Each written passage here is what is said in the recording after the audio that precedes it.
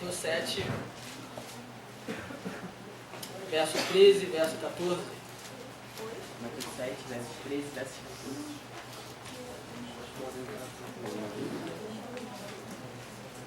Nós estaremos em alguns minutos aqui falando sobre a piedade cristocêntrica,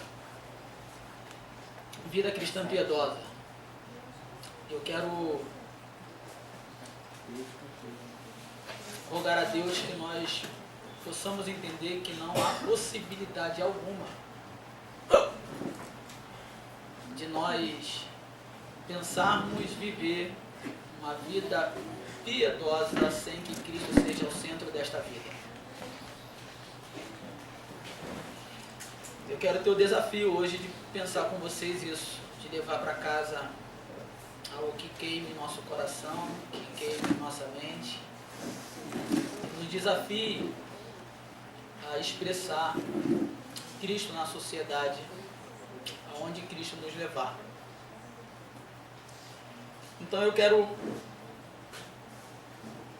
antes de qualquer coisa, trabalhar o que significa piedade, qual é o fundamento da piedade e os elementos pelos quais devemos pensar a vida cristã piedosa. Vamos ao texto bíblico, Mateus 7, 13 e 14. Diz lá: entrai pela porta estreita, larga é a porta e espaçoso o caminho que conduz à perdição. E são muitos os que entram por ela. Porque estreita é a porta e apertado o caminho que conduz para a vida, e são poucos os que acertam com ela. O que é piedade? O que significa esta palavra piedade? Quando a Bíblia fala de piedade, qual é o conceito que a Bíblia propõe quando toca no assunto? Olhando o aspecto que nos interessa aqui. Esta palavra piedade, ela muitas vezes é entendida por nós como um sentimento de pena. Quando nós tomamos o dicionário comum, o conceito é tem piedade, tem pena, tem compaixão, tem misericórdia. Então nós geralmente associamos o conceito de piedade à ideia de pena, à ideia de compaixão, de misericórdia. Isso é um desdobramento da palavra. Mas o conceito bíblico vem do grego. E aparece no grego como eusebeia. É a junção de duas palavras. Eu vou explicar pontos para a gente entender o desenrolar e a proposta de uma vida piedosa. Esta palavra é a junção de duas. Eusebeia é a junção de duas palavras. O eu quer dizer bom, mas zebomai quer dizer caracteriza, que significa ser devoto. Portanto, piedade caracteriza a atitude correta para com Deus. Engloba temor, reverência, adoração e obediência. Ela é a palavra para a verdadeira religião, no sentido de viver o que é agradável a Deus. Piedade trata então da vida que é agradável a Deus, vida essa que nasce do conhecimento da verdade. Vejamos um texto bíblico para ilustrar essa colocação. Tito capítulo 1, verso 1. O apóstolo Paulo diz: Paulo, servo de Deus e apóstolo de Jesus Cristo, segundo a fé dos eleitos de Deus e o conhecimento da verdade que é segundo a piedade. A Bíblia Judaica Completa traduz esse texto da seguinte maneira: Paulo, escravo de Deus, emissário de Jesus, o Messias, enviado para promover no meio do povo eleito de Deus a fé e o conhecimento da verdade que conduz à piedade. Parece que um texto propõe algo que completa o outro nas suas versões. E aí nós podemos compreender que o verdadeiro conhecimento de Deus se traduz em uma vida de piedade, ao mesmo tempo que a vida de piedade vem pelo conhecimento da verdade conforme a revelação de Deus nas Escrituras. Uma vida de piedade só pode proceder de um verdadeiro conhecimento de Deus. Então, o verdadeiro conhecimento de Deus se traduz numa vida de piedade. E uma vida de piedade só pode ser de fato e de verdade experimentada através do conhecimento de Deus pelas Escrituras Sagradas. Então, qual é o fundamento da piedade? Qual é o alicerce sobre a qual a piedade está assentada, está fundamentada? É o conhecimento verdadeiro de Deus conforme as Escrituras Sagradas. Eu não posso jamais divorciar a vida de piedade para com Deus das Escrituras Sagradas. Ela é o alicerce da minha piedade. Ela é o fundamento da minha vida piedosa. Então, a piedade genuína é aquela que impulsiona e motiva as pessoas considerarem o crescimento e o desenvolvimento da vida cristã.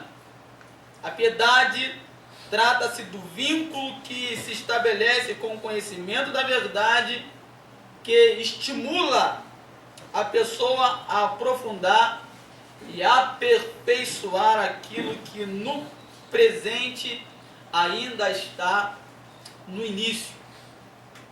Então a vida de piedade, ela não é uma vida conformada. Ela vai estimular a pessoa a progredir, a pessoa a avançar, a pessoa a aperfeiçoar aquilo que no presente está no início. Então ela vai se desenvolvendo. À medida que a pessoa vai crescendo em Cristo, ela vai se tornando mais piedosa em Cristo Jesus. E aí eu quero apresentar um conceito de piedade, que em cima das informações que ora mencionamos, eu cunhei aqui um conceito de piedade, que vai ser fundamental para sairmos desta introdução, caminharmos com os elementos que propõem uma vida piedosa verdadeiramente. O conceito de piedade é que piedade, podemos conceituar piedade como a busca por uma vida cristã autêntica, satisfatória, que agrada a Deus, envolvendo a união de ideias, conhecimento de Deus pelas Escrituras, pela doutrina bíblica, pelo ensinamento bíblico, fundamentais ao cristianismo, como a experiência de vida baseada no âmbito da fé cristã. Isso é piedade. Piedade pode ser compreendida como a maneira como o indivíduo cristão busca aprofundar a vida com Deus pela palavra de Deus. Se eu desejo viver uma vida piedosa, é fundamental que eu busque aprofundar a minha vida com Deus pela palavra de Deus, conforme Deus se revela na sua palavra. Porque se a piedade se traduz no conhecimento de Deus, o conhecimento de Deus é visto na sua vida por uma vida de piedade, por uma vida pia, santa, justa, que está alinhada com os propósitos de Deus para a sua vida, tirando inclusive os seus próprios sonhos, para que a vontade de Deus seja bebida como um cálice inteiro por você.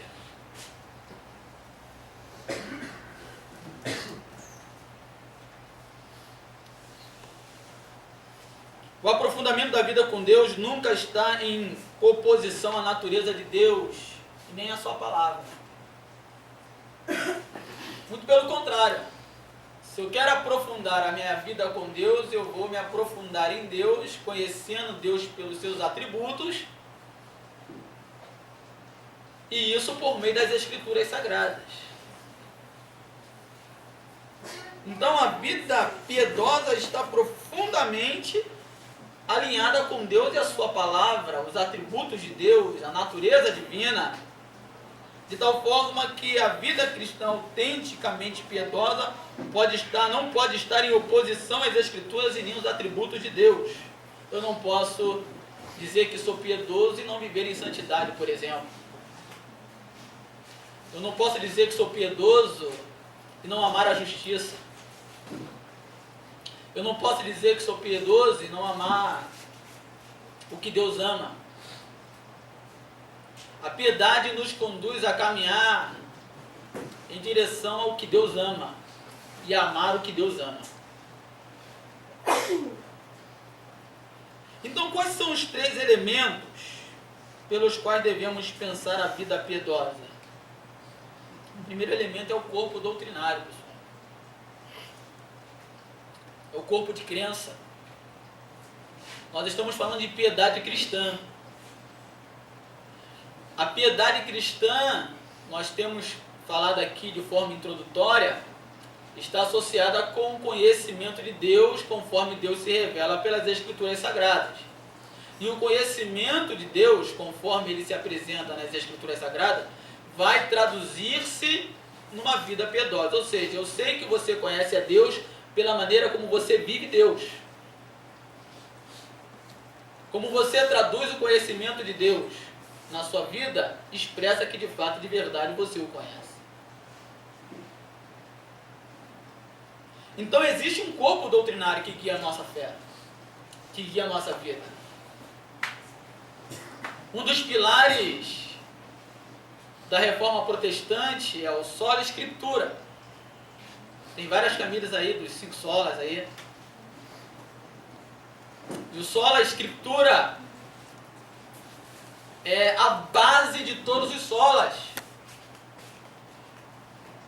Porque todos os demais procedem das Escrituras Sagradas. E o sola escritura faz da Bíblia Sagrada a autoridade final.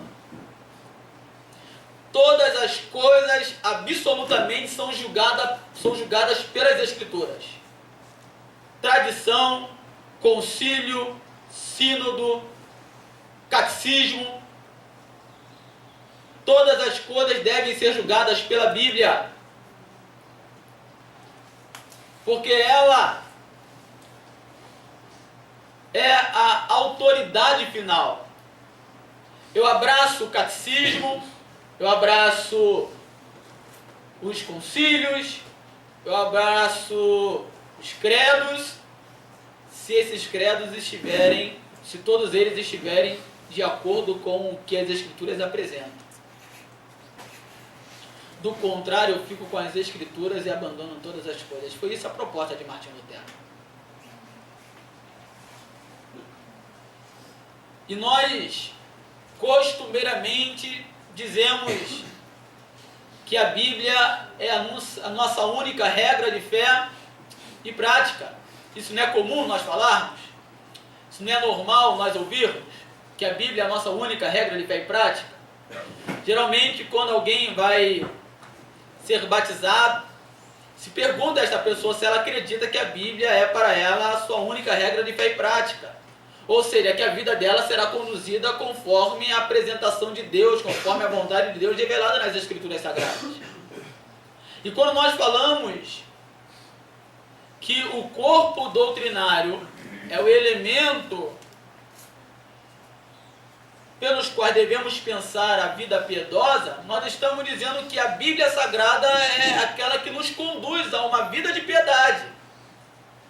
Se eu quero ter uma vida cristã piedosa, eu preciso considerar aquilo que é fundamental nas Escrituras Sagradas, o corpo doutrinário dela.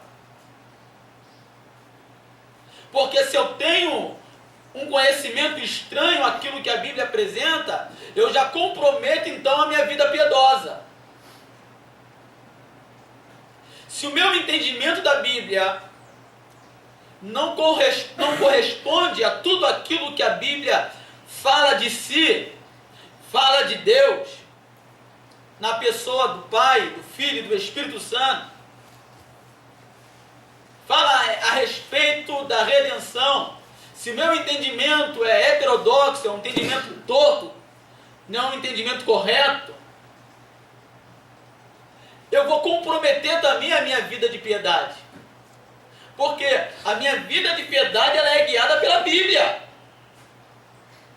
A Bíblia é quem conduz a minha maneira de viver, a minha maneira de pensar, a minha visão do mundo ao meu redor, a minha forma de julgar, de interpelar.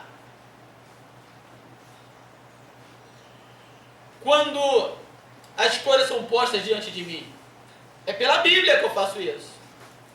Nós temos um corpo doutrinário. A fé cristã tem aquilo que é chamado de corpo doutrinário comum, que todas as denominações, seja elas quais forem, que são verdadeiramente ortodoxas, elas vão apresentar aquilo que é comum. Ou seja, nós cremos em um só Deus subsistente em três pessoas distintas uma das outras, Pai, Filho e Espírito Santo.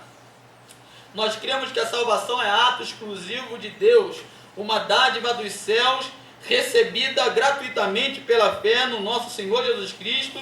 Nós cremos que nosso Senhor Jesus Cristo ressuscitou, ascendeu aos céus, de onde retornará para julgar os vivos e os mortos. Nós cremos que há uma só igreja universal, não é do reino de Deus não, a igreja é universal mesmo. Nós acreditamos na remissão dos pecados, na ressurreição dos mortos e no juízo final. Isso é credo comum. É a base de toda a teologia sistemática. É um corpo doutrinário que nos distingue daquele que pensa diferente de nós e nos faz andar também de modo diferente daquele que pensa diferente de nós. Isso tem como objetivo fazer com que pessoas enxerguem o Cristo em nós. Porque a piedade, mais do que moral, está diretamente associado com quem Jesus Cristo é. Com a figura dele. Ele como a pedra angular, como fundamento, como a base da nossa vida cristã. Afinal, a vida só é cristã por causa do Cristo. Não é uma filosofia a fé cristã. Como nós vemos nos dias de hoje, dizendo, não, qual é a tua filosofia de vida? A minha filosofia de vida é o cristianismo. Não, o cristianismo não é uma filosofia de vida. A vida cristã não é uma filosofia de vida.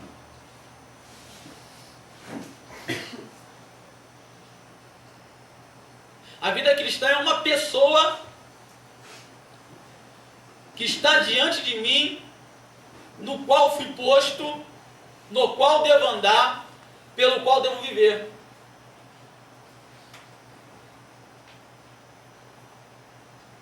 E esta pessoa é Jesus.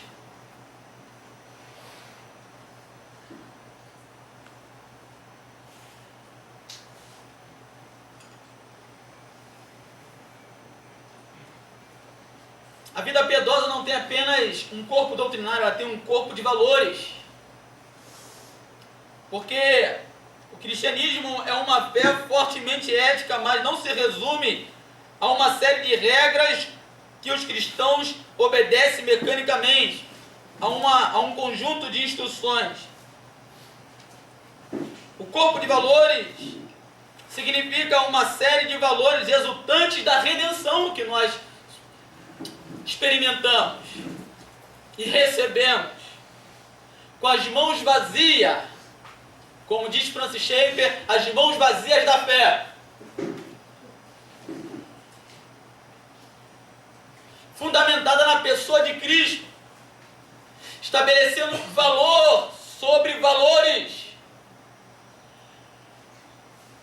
E a base maior dos valores é amar a Deus sobre todas as coisas, de todo o nosso coração, de toda a nossa alma, de todo o nosso entendimento, de toda a nossa força, e amar o nosso próximo como a nós mesmos. São valores que traduzem a vida de piedade, que está associada diretamente com o corpo de crenças, o corpo doutrinário da fé. E aí, uma vez que nós temos um corpo doutrinário, nós temos um corpo de valores, nós temos também um modo de vida, uma maneira de viver. Não é a minha maneira, é uma maneira direcionada por Deus, orientada por Deus, completamente apresentada por Ele. Não é uma religiosidade, não é o homem tentando pelos seus próprios meios agradar o divino, mas é o divino fornecendo as bases pelas quais ele deseja ser agradado e impulsiona o homem a viver nela. Então o cristianismo, que não envolve apenas crenças e valores, diz respeito à vida real, a qual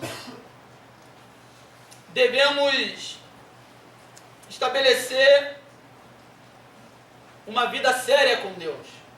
Porque a maneira como nós acreditamos afeta diretamente a maneira como nós vivemos, meus irmãos. A maneira como acreditamos afeta diretamente a maneira como nós vivemos. Veja Tito capítulo 2, verso de número 12.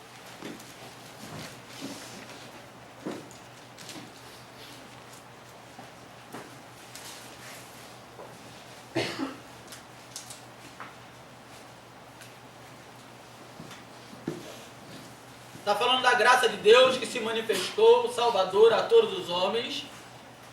Aí o versículo 12 diz: ensinando-nos que, renunciando à impiedade e às concupiscências mundanas, vivamos neste presente século sóbria, justa e piedosamente, ou piamente.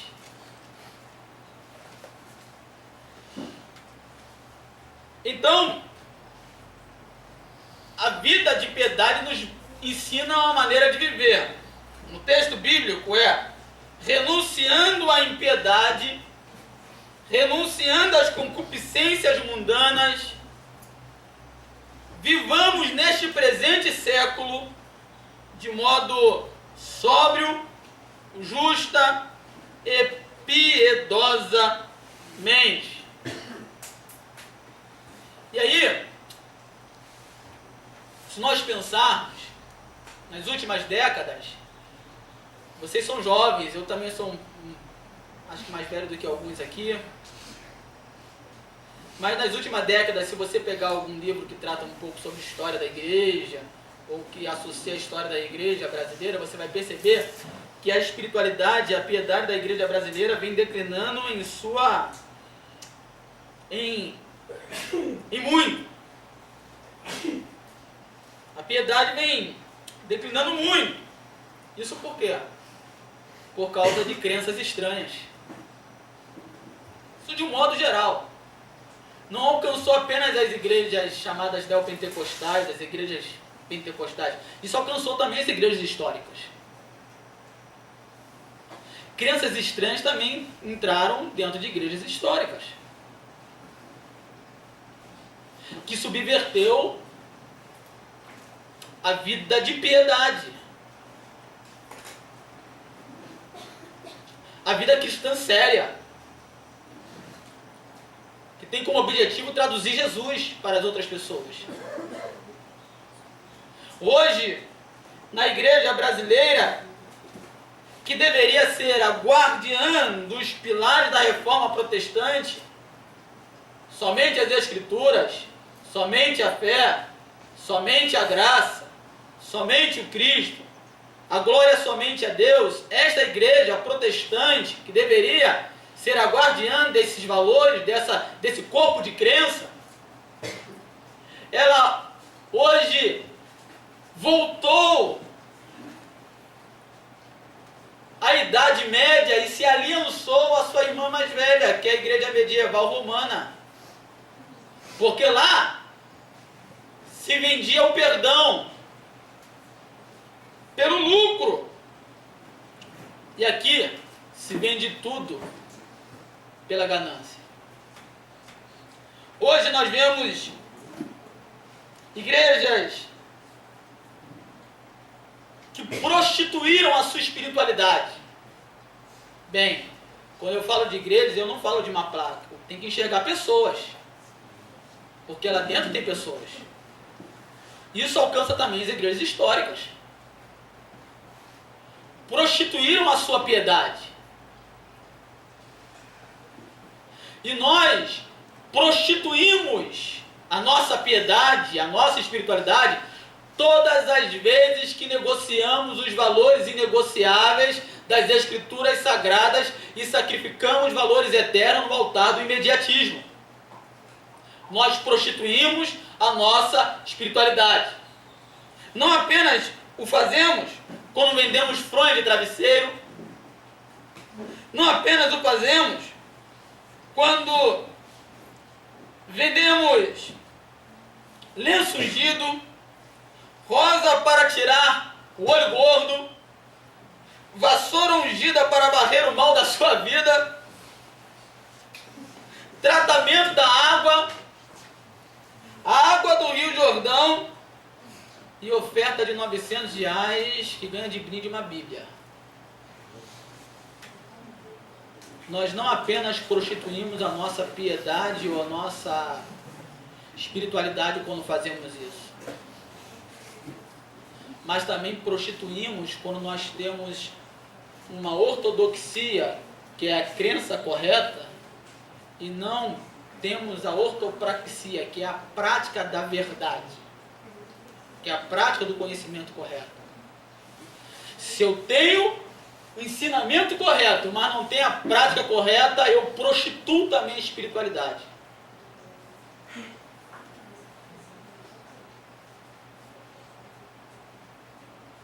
Então eu preciso unir as duas coisas. Eu não posso ser apenas alguém que fala a verdade. Eu preciso viver essa verdade que falo. O apóstolo Paulo, preocupado com Timóteo, na sua primeira carta, no capítulo 4, versículo 16, ele diz: tem cuidado de ti mesmo e da sã doutrina,